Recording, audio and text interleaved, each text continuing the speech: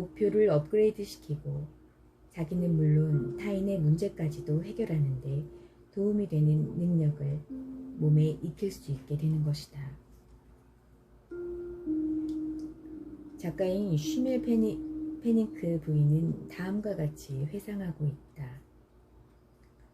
어린 시절 혼자 지내기를 좋아했던 습관 때문에 나는 많은 손해를 입었다. 조화와 어울림을 모르는 사람만큼 나쁜 동료는 없다.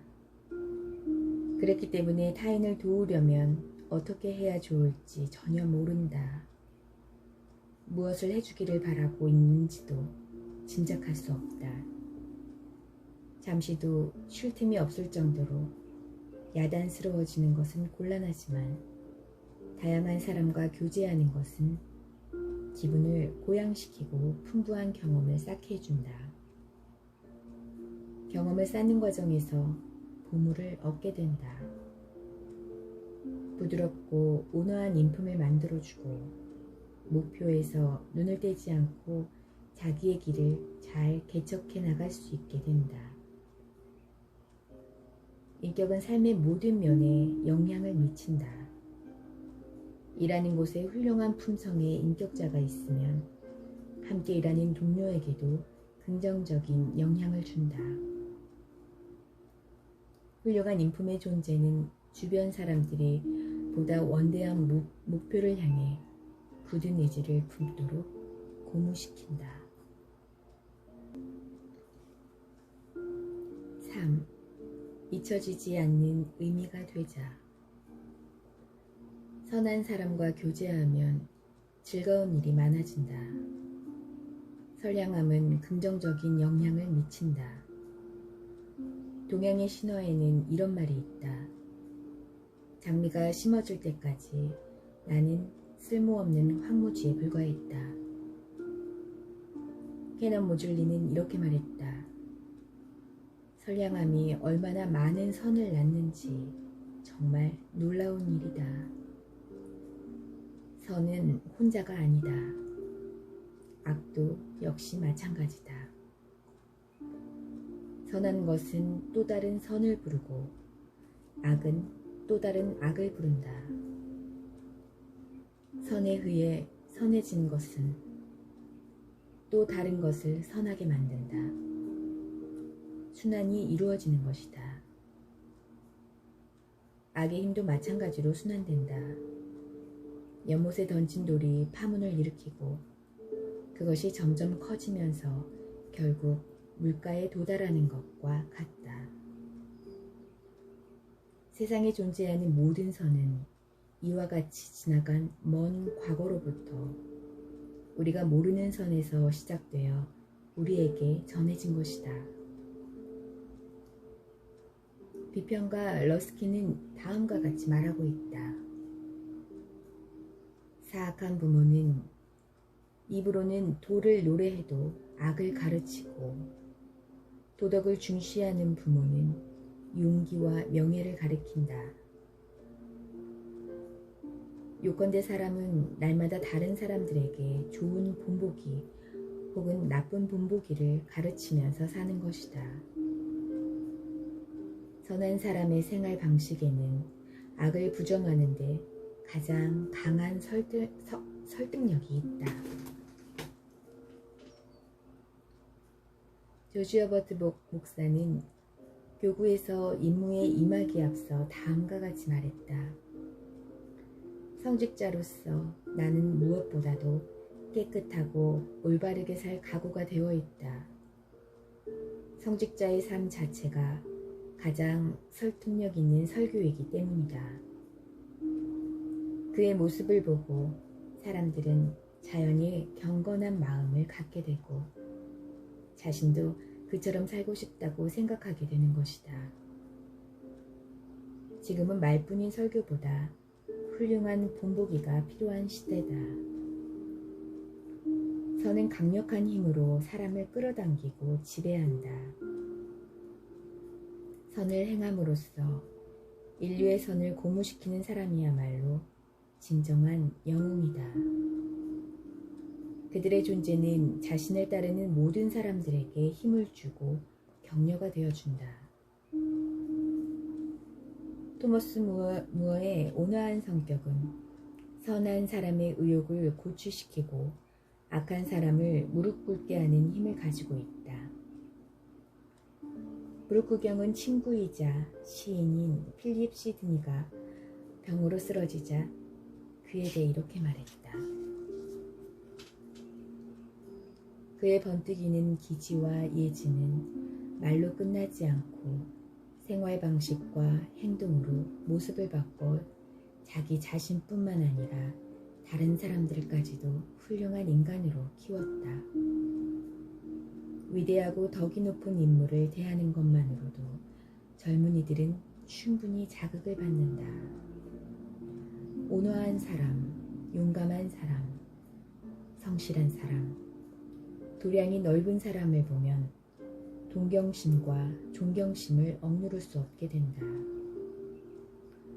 프랑스의 소설가 샤토브리앙은 단 한 번 워싱턴을 본 적이 있었다. 그러나 짧은 시간의 그 감동은 평생 잊을 수가 없었다. 그 만남에 대해서 그는 다음과 같이 말하고 있다.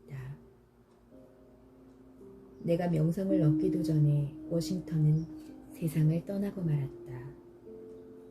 대중의 한 사람으로서 그는 내 앞을 지나쳐갔다.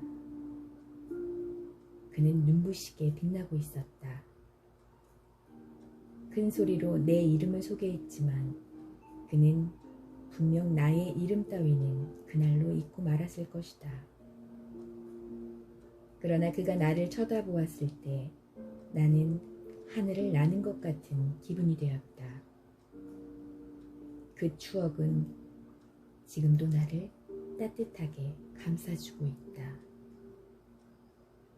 위대한 인물은 그 눈빛만으로도 덕을 느끼게 하는 것이다.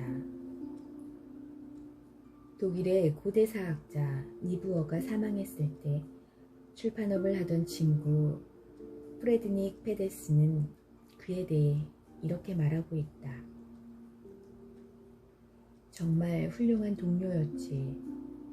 비열한 악인들은 그를 두려워했고 근면하고 정직한 사람들은 그에게 의지했다.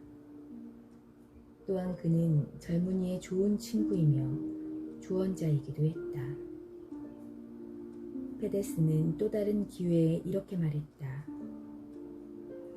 그 사람 앞에 섰을 때 부끄러운 생각이 드는 사람이 있다면 그의 초상화를 보는 것만으로도 나쁜 생각이 사라지게 될 것이다. 가톨릭 교도인 한 사채업자는 누군가를 속이기 위해 어쩔 수 없이 흉계를 꾸며야 할 때면 자기가 존경하는 성인의 초상화를 보자고 감추었다고 한다.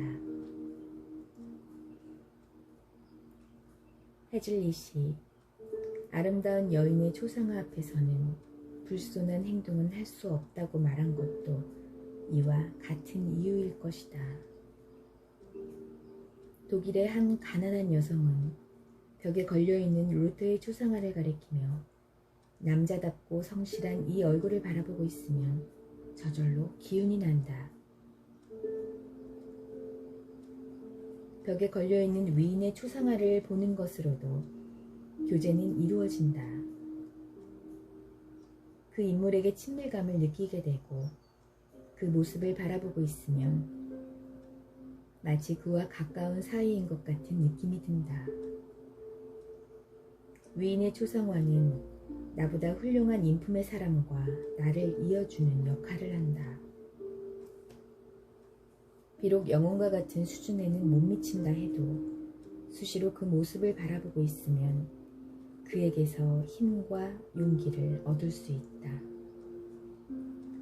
온화한 성격의 사람도 다른 사람의 성격에 강력한 영향력을 미칠 수 있다. 시인 워즈워스는 여동생 도로시로부터 일생 동안 깊은 영향을 받았다. 유년 시절은 물론이거니와 어른이 되어서도 그는 여동생이야말로 하느님이 자기에게 준 보물이었다고 표현하고 있다.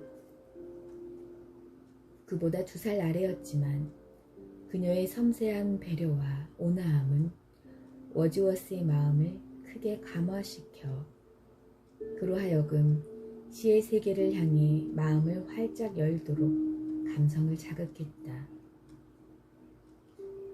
이처럼 조용하고 온화한 성격이라도 애정과 지성의 힘으로 인류에 영향을 미칠 수 있는 인물들의 인격 형성에 중요한 역할을 한다. 열정적이고 활력이 넘치는 인격은 다른 사람들의 내면에 잠재되어 있는 열정을 불러일으키는 힘을 가지고 있다. 공감을 불러들이는 것이다. 열정은 인간을 변화시키는 가장 영향력 있는 매체이다. 전류가 흐르듯이 그로부터 발산된 에너지는 다른 사람들에게 전해져 불꽃을 튀게 한다. 비편과 아놀드는 젊은이에게 이러한 전류를 흐르게 하는 힘이 있었다. 그의 전기에는 다음과 같이 기록되어 있다. 젊은이들을 자극한 것은 그의 천재성이나 학식, 뛰어난 화술에 대한 동경이 아니다. 오히려 책임감과 성실함으로 한결같이 열심히 일하는 영혼에게서 감동을 느꼈다. 그가 이룩한 업적은 건전하고 확고한 신념에 기인하고 있다. 재능 있는 사람이 이런 힘을 사용하면 용기와 열의와 헌신의